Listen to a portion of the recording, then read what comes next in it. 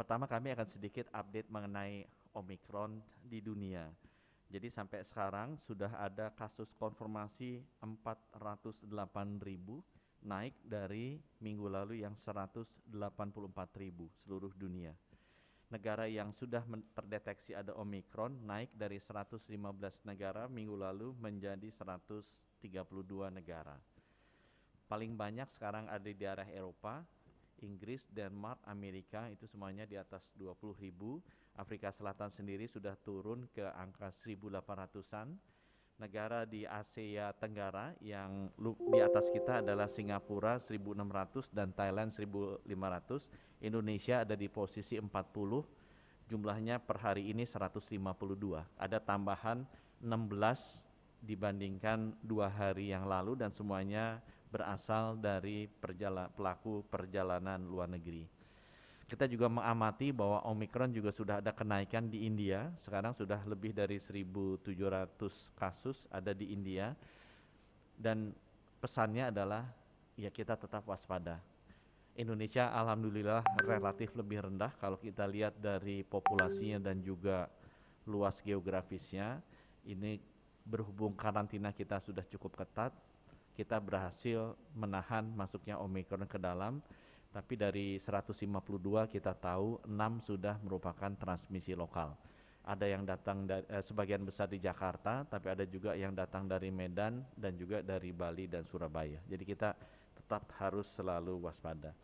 Berita baiknya adalah untuk kasus Omicron secara klinis dilihat bahwa walaupun perlindungan antibodinya yang berasal dari vaksin bisa dilalui, tapi perlindungan dari T-cell-nya masih bisa melindungi dengan cukup baik. Itu yang menjelaskan kenapa hospitalization rate-nya yang masuk rumah sakit dan fatal lebih rendah.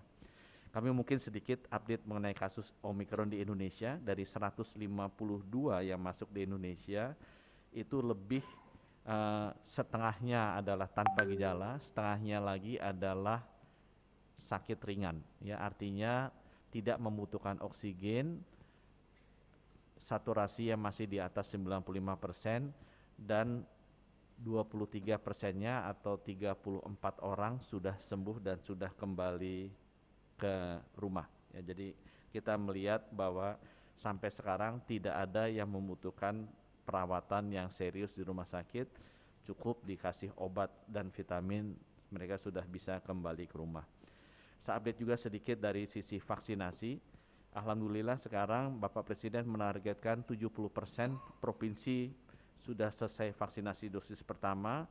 Sekarang tinggal 7 lagi yang belum, jadi bertambah 6 kemarin di akhir tahun baru.